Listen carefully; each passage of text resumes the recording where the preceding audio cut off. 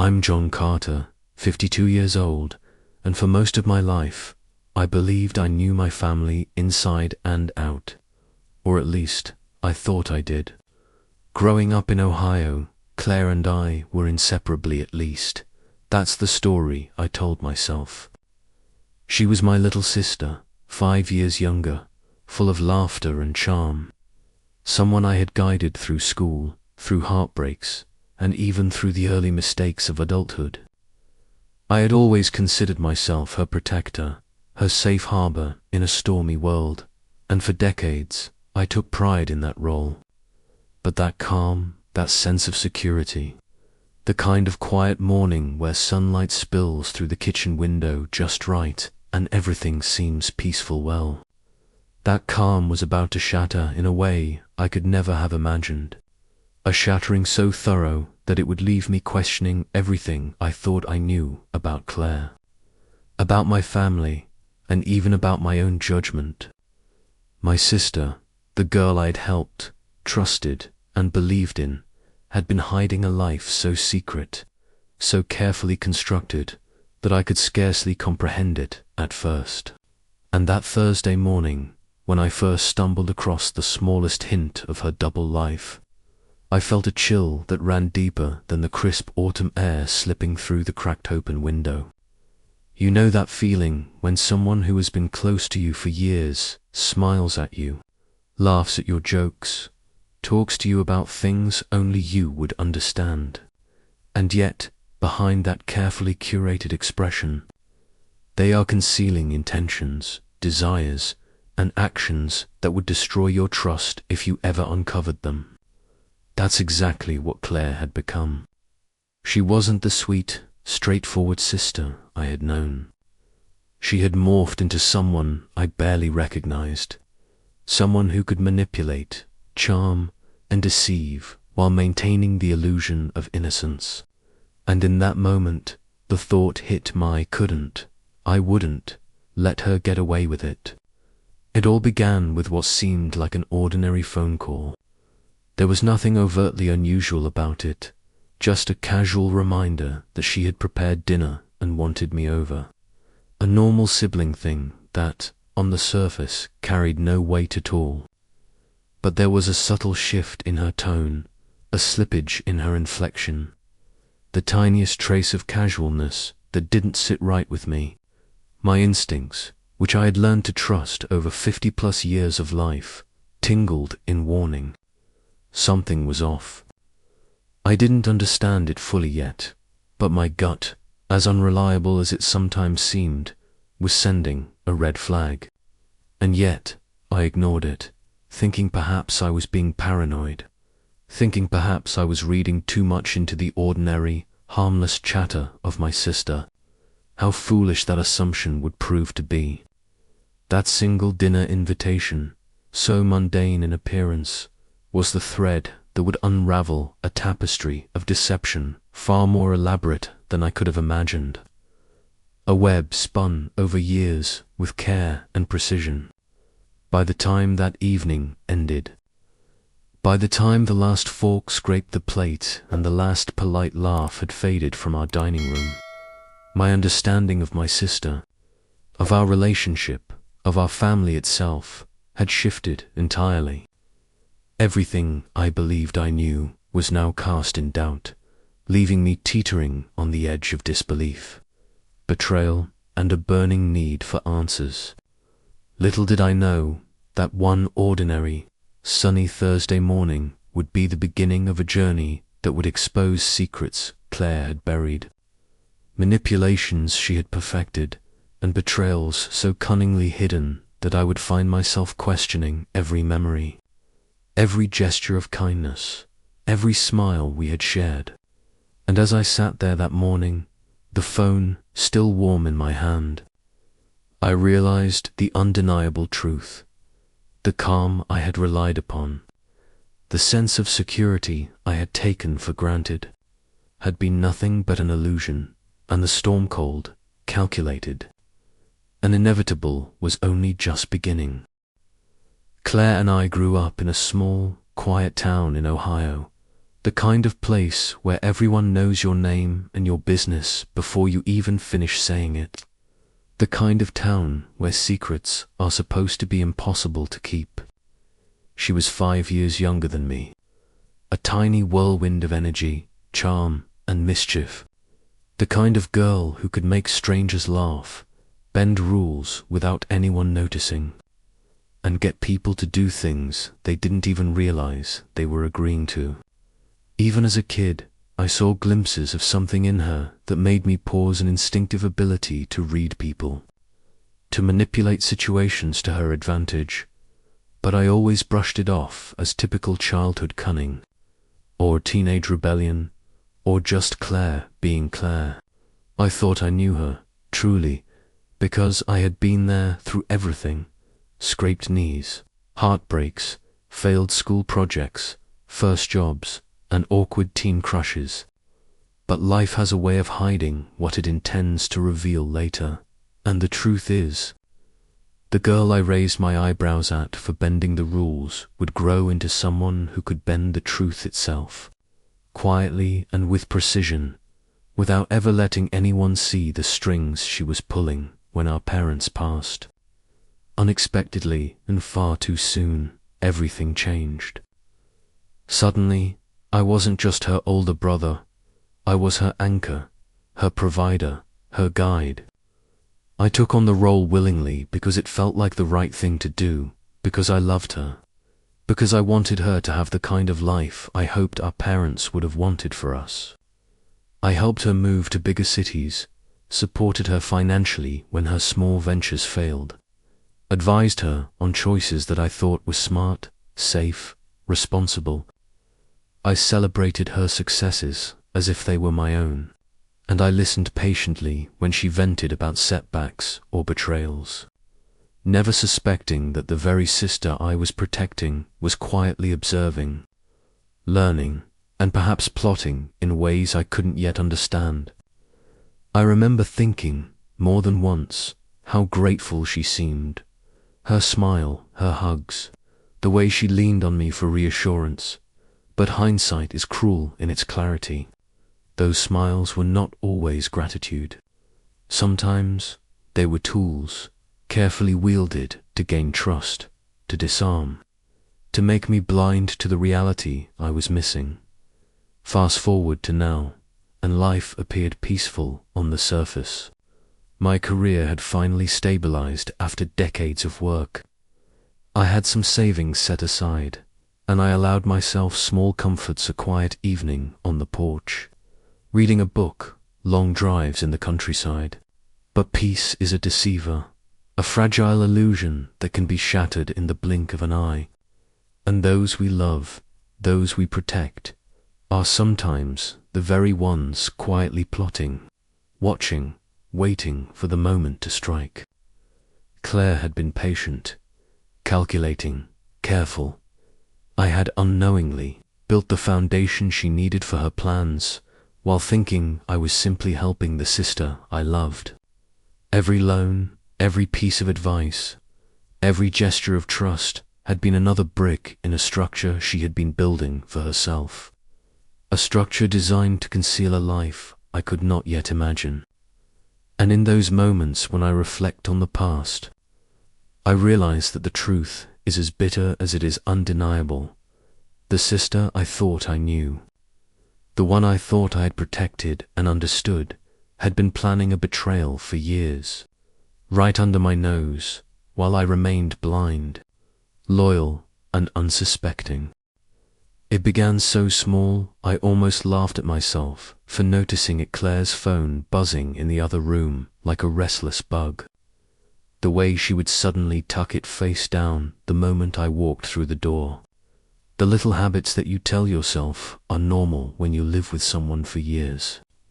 But that day there was a misclick on her tablet, a slip of a thumb while she reached for the sugar jar, and an email opened up that was never meant for my eyes, a private thing that should have stayed buried.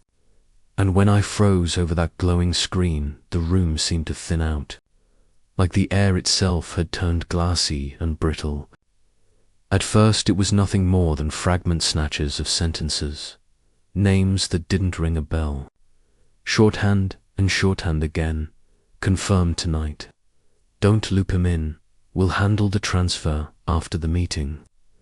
There were attachments I couldn't open without a password, but the lines that were visible carried a tone I felt in my bones.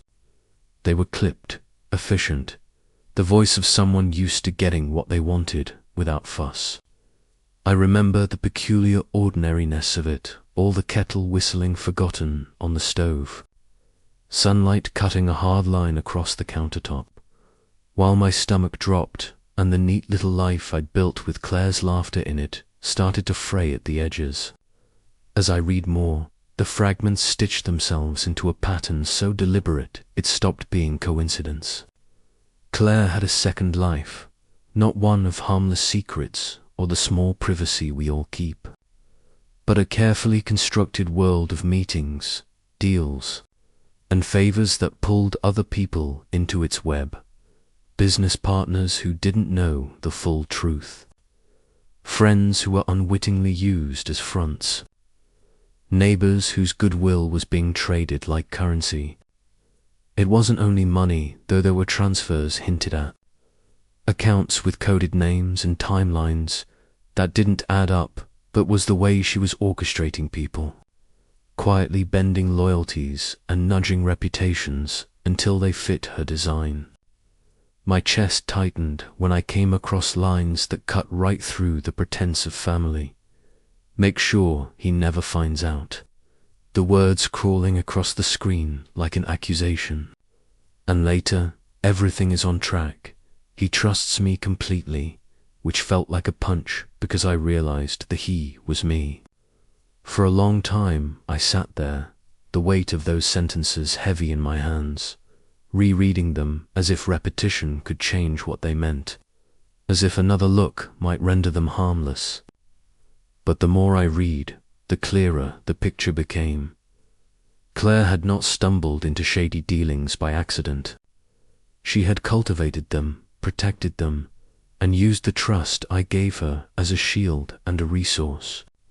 The betrayal wasn't a single act, it was a slow construction of lies and conveniences, a scaffold of deception leaning on my good nature.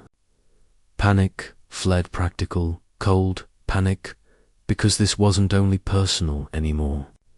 It threatened everything I'd worked for, the savings I'd squirreled away, the reputation I'd tried to preserve, the small network of neighbors and old friends who still trusted the Carter name. I thought about the times I'd co-signed leases, lent cash for a sure thing, backed her when she said she needed a loan to keep the lights on at her small company, and a sick. Hot realization washed over me that those gestures of brotherly support might have financed an entire operation I'd been blissfully unaware of. For a while, I did nothing but sit in that fog of disbelief and map out the possible fallout who would be hurt, how far the rot might run, which allies might turn because their own palms had been greased, and then anger took over, quiet and precise. I knew instinctively that a loud, immediate confrontation would be reckless. Claire was clever, and I had learned that she could vanish contradictions with a laugh and a well-timed sob. So I closed the tablet, the glow receding like a lie being put back into its drawer, and made myself a promise that felt cold and necessary. I would not let this sweep me away unprepared. I would gather proof, I would watch, and I would move in a way that left her no room to gaslight me or rewrite the past. The tablet that had been nothing more than a device became, in my hands, the first key to a door I had no idea existed in my sister's life. And as I rose from the chair, the ordinary kitchen looked unfamiliar, as if at any moment pictures would tilt off the wall and reveal other faces I'd never known. And beneath that domestic suddenness lay a sliver of a terrifying truth that the person I'd loved, trusted and sheltered, might have been building my ruin one quiet email at a time. I didn't want to jump in recklessly, not yet. Because Claire was clever, insanely clever, and I knew that any hint, any flicker of suspicion, would make her vanish from my life in an instant, or, worse, turn the tables on me and leave me exposed in ways I wasn't prepared to face. So instead, I approached it like a fisherman testing the current, tossing tiny questions into conversation, observing how she twitched, smiled, or deflected. I asked her casual things, seemingly trivial: how her latest project was going, whether her business partners were keeping to their schedules, if she had plans for the next few months, as if I were a curious brother genuinely interested in her life. Each word, each answer, was a tiny probe, a way to gauge the gaps between her words and the truth I had glimpsed. And I watched her closely while pretending to laugh and nod as if she was sharing ordinary updates with me. She smiled, as she always did, that familiar, warm, practiced smile that had fooled me 1,000 times before. But this time, I noticed the flicker beneath it. That brief shadow of arrogance, a glint in her eyes that I hadn't seen before. The confidence that she had me exactly where she wanted, that she could spin lies and half-truths and I would nod along, oblivious, completely under her control. And it made my blood boil, not with the sort of blind anger I might have felt 20 years ago, but with a simmering, precise fury, a heat that sharpened my focus rather than clouding it. For days, I became a silent observer, almost invisible in my own home, listening to her conversations with associates over the phone, noting patterns in her text messages, watching schedules that she tried to keep normal while she juggled more than I could imagine, and even monitoring small financial movements that didn't quite align with the life she portrayed. I documented everything meticulously, each detail a thread that could one day unravel the tapestry she had woven so carefully. I wasn't doing it to hurt her at first. My anger wasn't ready to erupt. I was doing it to protect myself, to safeguard the life I had built, the savings I had worked for, the reputation that could be ruined if she continued unchecked. But as I compiled the information, day after day, observation blending with quiet fury, I felt a small fire of something else ignite within me, one that had been dormant for years, not reckless or impulsive, but deliberate and deeply satisfying to imagine. The more I watched her, the more I realized just how much she had underestimated me, how confident she had been that I would never suspect her second life. And that certainty, that arrogance, fanned the flames of my resolve. Every laugh she offered, every casual remark she made, every glance she threw my way became part of a pattern I was piecing together. And with each piece, the fire in my chest grew hotter, sharper, more focused. I knew that when the time came, I would not simply confront her, I would expose her, dismantle her carefully built world, and do so in a way that left no doubt, no room for denial, and no possibility of escape. And in that quiet, tense waiting period, as I continued to test, watch, and record, I understood that patience would be my greatest weapon, and that the sister I had once adored, trusted, and protected was about to discover that I was no longer the man she could manipulate so easily.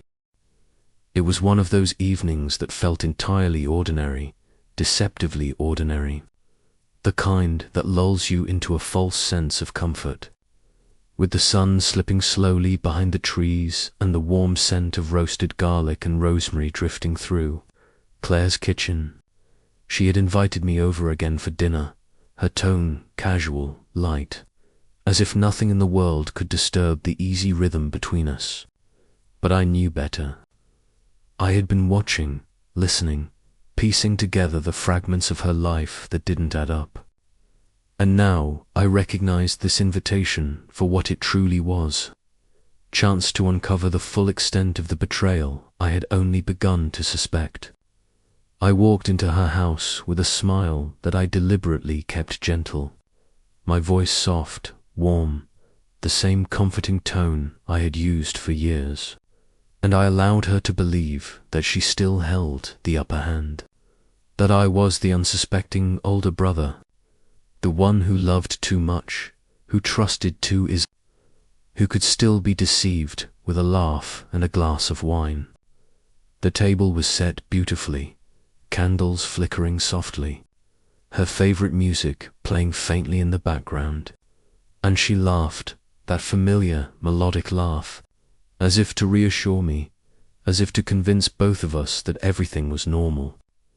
I poured myself a glass of wine, letting it warm my hands, letting my eyes wander over the little details she always loved, the freshly polished silverware, the perfectly arranged plates, the subtle perfume of vanilla and citrus in the air. And then I began, casually at first, mentioning things she would think safe, updates about our mutual friends, snippets of financial news, the minor successes and failures of business deals we had once discussed together. Her responses were measured, polished, confident, just as I had expected, but then a slip, a tiny inflection in her voice, a hesitation that lasted barely a heartbeat, a glance she didn't mean me to see. That tiny imperfection was enough. My heart skipped, my mind raced, and slowly, like a puzzle finally aligning, the pieces began to fit. Claire wasn't just bending the truth here and there. She was running a completely hidden operation, a life of deception built with precision, carefully hidden behind her cheerful smile and the warmth of her hospitality. She had manipulated people I had trusted, relationships I had cherished, and yes, she had used me, her own brother, the one she knew would never question her generosity, to fund and facilitate parts of it, unknowingly playing into the architecture of her secret life. I felt my stomach turn, a mixture of disbelief and burning anger, as I realized the depth of what she had orchestrated. Every loan I had given, every time I had spoken encouragement, every gesture of trust, it had been twisted into a tool against me. I remember resting my hand on the table, feeling the smooth wood under my palm, and letting my mind absorb the gravity of every lie, every calculated smile, every little word she had used to manipulate me over the years. I had loved her once, without question. I had trusted her completely, believing in the sister I had grown up with, believing that the bond we shared was unbreakable. And now, sitting across from her, watching the spark of triumph in her eyes, I realized that my love, my trust, my loyalty had been weaponized, turned into a mechanism for her gain, her deception, her hidden empire. That night, over wine and laughter that had suddenly grown bitter to my ears, I understood in a way that would stay with me forever that betrayal is not always loud. Sometimes it is quiet, meticulous, and invisible, unfolding slowly until the moment you can no longer deny it, until the very people you cherished most have used your heart as their instrument, and the warmth of family becomes the coldness of manipulation. I could have stormed out that night, thrown the plates against the wall, or dragged Claire into the yard and shouted every accusation until the neighbors came out and the whole block knew she'd been living a lie. But as tempting as that felt in the first raw hours after the discovery, I understood something older and colder inside me. Fury can be a fool's architect if you let it build the plan. What I wanted wasn't the quick, satisfying roar of anger. I wanted the kind of justice that quiets a room and leaves no place left for excuses. The kind that turns smug smiles into stunned silence and forces the ugliness she'd hidden into the light so everyone could finally see it. So I decided to be deliberate. I sat in my car after dinner and let the night press against the windows while I thought through every wrong she'd done, not with the aim of revenge for revenge's sake, but because the cost of a reckless confrontation could be everything I'd spent decades building my savings. My reputation, the fragile goodwill of neighbors and old friends who still respected my name. I began by becoming what I had never been before, methodical.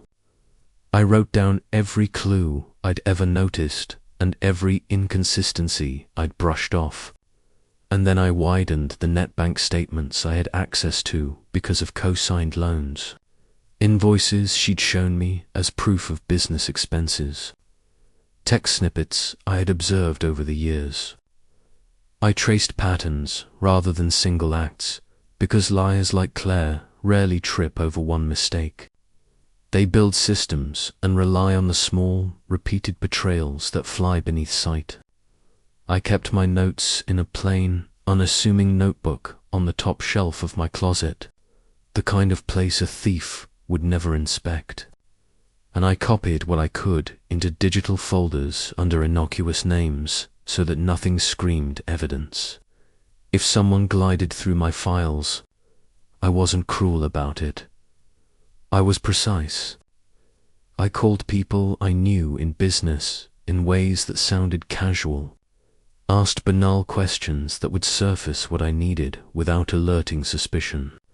And when I met former clients of hers, I listened with the patience of a priest hearing confession, slowly, like a mason checking every brick. I built a document trail that tied small deceptions into a map of the whole operation, favors traded for introductions, inflated invoices, promises to cover for partners who disappeared, the little social manipulations that added up to a pattern of exploitation. It felt like standing over a machine you were learning to understand. Once you knew how it ran, you could predict how it would break. I also learned restraint. There were nights when the temptation to call Claire and tell her what I knew screamed at me. Nights when anger tasted like metal at the back of my throat. But I swallowed those urges because patience was my ally now. Instead of shouting, I turned to tactics that would expose rather than inflame anonymous notes that planted seeds of doubt in the right ears. Discreet calls to people she worked with, carefully worded conversations that hinted at audits without naming names, all designed so that when the truth came out, it would come from many directions at once and be unmistakable. I thought about the faces of those she'd hurt and the shame of watching good people be used, and that steadied me. This wasn't theater, it was a repair job. Every smile she flashed in my presence became a dip. Whenever she described a client meeting or a new partner, I logged it. Whenever she laughed about an easy payday, I marked the date. I matched those entries against bank movement dates and the times she'd taken odd trips, and connections emerged with maddening clarity. I made calls to old friends who had been on the periphery of her life and, without drama, asked if they had ever noticed oddity small things people are surprisingly willing to talk about when asked without accusation. The more I learned, the more my approach shifted from revenge to exposure. I wanted a reveal that left no room for gaslighting, no space for the sob story that would let her turn the crowd back to sympathy. I wanted the truth laid out like a clean, undeniable ledger. I also thought about consequences and tried to keep my morality intact. I didn't set out to entrap someone or plant falsehoods, and I refused to use anything that would cross into vindictiveness for its own sake. My goal was correction, letting people who'd been harmed know what. Claire had done so, she couldn't continue hurting them or hide behind our family name. There was a small, private pleasure that crept into the work knot, the cruel delight of seeing her fall. but the quiet satisfaction that came from careful planning done right. From the discipline of turning a raw emotion into a strategy that ultimately served something larger than my own hurt. As I put each piece in place, documents copied, conversations recorded in my notebook, a few discreet inquiries that solidified timelines, I imagined the moment of unraveling not as a triumph, but as a necessary reckoning, a clearing of the air so people could breathe. I rehearsed what I would say if anyone asked me how I'd uncovered it. The truth, not a story of revenge. When the time came, I wanted to be unassailable, not loud. I wanted facts that stood on their own. Planning like this changed me in small ways. The rage that had burned hot the night I first read those emails cooled into a focused clarity. I began sleeping in measured hours, waking with purpose rather than the turmoil that had stolen my appetite. My interactions with Claire became an exercise in concealment. I smiled, listened, took the role of the unsuspecting brother with an actor's care. All while inside I catalogued her every phrase. It felt strange, living two lives in parallel, one outwardly ordinary, one privately procedural, but if there's one thing 52 years teaches a man, it's how to steady himself when the earth shifts under his feet. I learned to let small humiliations slide. A sister's sarcastic remark, a pointed joke at family dinner. These were tools she used to test me, and I let them slide like rain off a roof.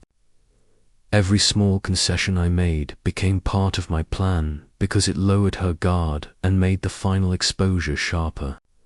And all the while, I kept reminding myself why I was doing it. Not to destroy for sport, but to end suffering and prevent further lies from metastasizing under the harmless cloak of family. That resolve sustained me through the dull, patient parts of the work, copying files, making calls, waiting for patterns to link up, and when the right moment finally appeared, I would be ready to move in a way that left no shadow for her to hide behind. It all came to a head during a family gathering that had been planned months in advance. A casual reunion that Claire had no doubt assumed would be just another stage for her to shine, to bask in the admiration of relatives and friends who had always seen her as the clever, charming, harmless little sister I had raised and protected. She moved through the room with that confident air, smiling, chatting, laughing, flaunting her lifestyle in subtle ways, the new watch on her wrist, the stories of her trips, the careful way she name-dropped acquaintances who had, unbeknownst to them, been manipulated to support her schemes. To the casual observer, it was all elegance and wit, a harmless sister dazzling the room. But I sat quietly, almost invisible in my own home, a silent observer with years of carefully collected evidence burning in my briefcase beside me, my mind methodically organizing the presentation I had rehearsed in private dozens of times. I watched her, the little flicker of arrogance that had always been there, the smug certainty in her stride, and I allowed myself a calm breath, knowing that the time for subtlety had come to an end. Then, carefully, with the same deliberate patience that had guided my planning, I began to reveal the truth. One by one, I laid out the documents, the emails, the financial statements, the carefully compiled notes from conversations and observations that mapped the web she had spun. I recounted, without embellishment or emotion, the lies she had told, the people she had manipulated, the money she had moved, and the small betrayals that had built the architecture of her secret life. As each piece of evidence was unfolded in front of the gathered family, the room seemed to contract, the usual hum of conversation fading into a heavy silence that pressed against every wall. Claire's smile, once confident and radiant, faltered, then disappeared entirely. Her eyes widened, darting between the documents, the people, and me, and for the first time, I saw fear, not the fleeting fear of a lost game, but the deep, cold panic of someone who had believed herself untouchable, someone who suddenly realized that every carefully cultivated advantage had been stripped away and exposed in front of everyone she cared about, or at least everyone she thought she could manipulate. I watched as her posture stiffened, the confidence that had carried her for years crumbling like a house of cards, and I noticed the subtle tremor in her hands, the shallow, rapid breaths she tried to hide, the flicker of desperation in a gaze that had never known consequences. Around the room, faces shifted in ways that left me simultaneously proud and heartbroken. Shock, disbelief, anger, and betrayal etched themselves into every expression. Whispers rose and fell, murmurs of questions and confusion, some quietly accusing her, others trying to comprehend how someone they thought they knew could have led such a double life. And in the middle of that storm, as Claire's carefully maintained facade collapsed piece by piece, I felt an emotion I had not anticipated: relief. Not vengeance, not triumph in the simple sense of hurting her, but the kind of deep, cleansing relief that comes from seeing truth finally laid bare, from watching lies disentangle themselves from reality so that justice could, at long last, be acknowledged. My heart ached for the loss of innocence I had once felt in my relationship with her, but I also recognized that what was unfolding was necessary, not cruelty, not retribution, but exposure, and the restoration of clarity and trust among those she had deceived. That night, as the room carried the weight of revelation and the subtle hum of whispered conversations filled the gaps between the silence, I understood fully that my role had shifted from brother to witness to guardian of truth, and for the first time in years, my family saw Claire for who she truly was, unmasked and undeniable, a revelation that would linger in every corner of our lives, reshaping relationships, recalibrating trust, and confirming something I had long suspected but could never prove until that moment. Deception thrives in shadows, but the truth, when revealed, carries a force that no charm or cunning can withstand. After the truth had been laid bare and the shock waves of revelation had settled like dust in a sunbeam, Claire left town almost as if she had been exiled by the very web she had spun. She tried, for a time, to rebuild elsewhere, to cultivate the same charm, the same carefully polished image that had allowed her to thrive in our lives for so long, but it was useless. Reputations, once fractured in the eyes of those who truly know you, cannot be faked or restored with a smile.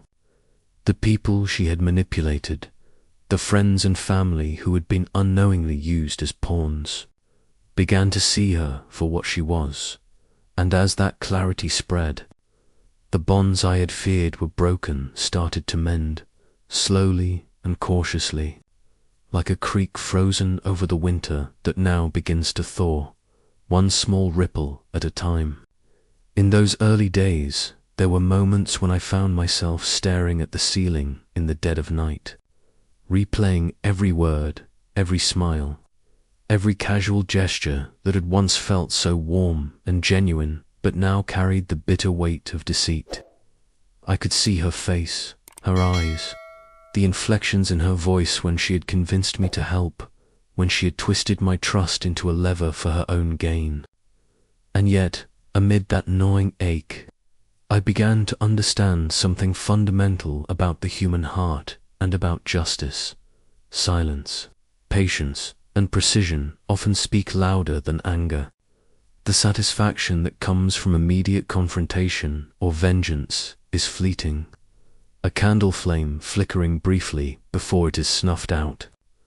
But the kind of justice that endures, that resonates with the clarity of truth, is the slow, deliberate kind.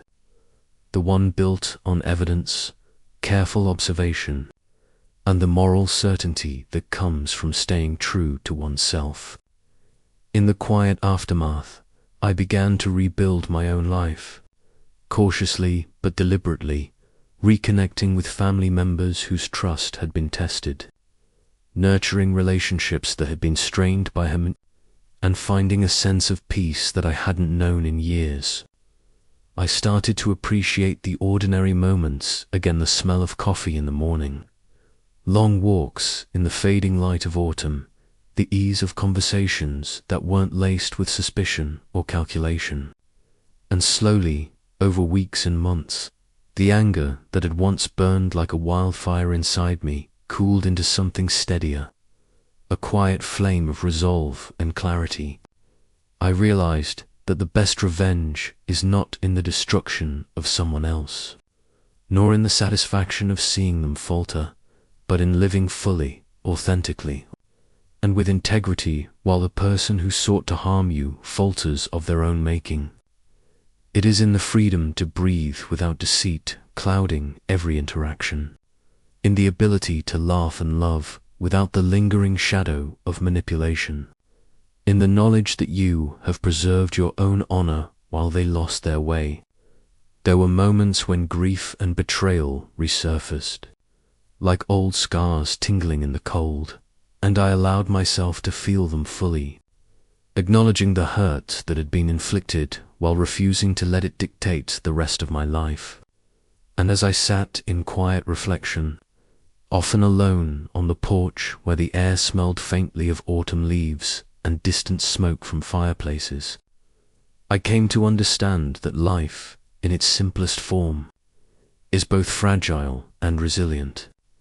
People may deceive, betray, and manipulate, but the truth, patience, and the quiet dignity of living honestly endure.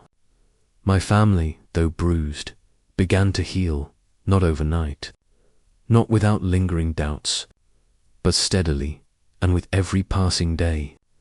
The memory of Claire's betrayal became less a wound and more a lesson etched into my very bones, that the strength to rise above deception, to preserve oneself, and to continue living with integrity is the most powerful form of justice there is, and the only one that cannot be taken away, no matter how clever or ruthless someone else may be. Looking back now, with the years that have stretched between that stormy revelation and the quiet life I live today, I understand something I didn't fully grasp when I first discovered Claire's betrayal. Trust is a fragile, delicate thing, a gift that can be given freely but once broken, leaves a crack that never fully disappears. The people we love, the ones we hold closest, are capable of the deepest deceptions, and often it is precisely those we least suspect, the ones whose smiles are most familiar, whose laughter we've carried in our hearts for decades. Who can wield that trust against us with quiet, lethal efficiency? And yet, life, in all its harshness, also teaches resilience in ways that no book or lecture ever could. I learned that self-protection is necessary not in a cold, defensive way, but in the conscious, deliberate awareness that the world is full of shadows, and that our hearts must be guarded without hardening into stone. I learned to listen to intuition, to pay attention to the tiny flickers, the imperceptible shifts in tone, the way a hand moves or an eyebrow twitches. Those are the signals that speak louder than words, the breadcrumbs that lead to truths otherwise hidden. But most importantly, I learned that exposing lies and reclaiming one's life does not require the raw fire of anger or the blind force of vengeance. It requires patience, strategy, and a mind sharpened by observation and clarity. Claire had believed she had won, that her cleverness, her charm, and her ability to manipulate would shield her forever from consequence, that I, her brother, would never see, would never act. And yet, in the end, she didn't win. The truth prevailed, cold and undeniable, like the sunrise that reveals every shadow after a long night. Justice didn't arrive with shouting or chaos. It arrived silently, steadily, built on evidence and careful planning, exposing deception for what it was and restoring the balance that had been disrupted. And for the first time in years, I was able to breathe freely again, to live without the weight of deceit pressing against my chest, to experience the simple, profound relief of peace that comes from knowing the world as it truly is, rather than the world as someone else has painted it for their own benefit. To anyone listening to my story, I want you to understand something vital. Protect those you love, nurture them, give them your trust, but never ignore the signs, however subtle, that all is not as it seems. Trust is precious, but vigilance is equally necessary, and intuition is one of the most underrated forms of armor we carry. And finally, understand this. Sometimes the greatest victory is not in confrontation, not in shouting or punishment, but in knowing the truth, in standing firm in clarity, and letting that truth speak for itself. The lies will crumble under the weight of honesty, and in that quiet, unassailable moment, life restores itself, giving back what was lost, leaving the deceiver to face the consequences of their own choices, and allowing those who stayed true to themselves to move forward with dignity, peace, and the hard-earned satisfaction of having endured, understood, and ultimately survived.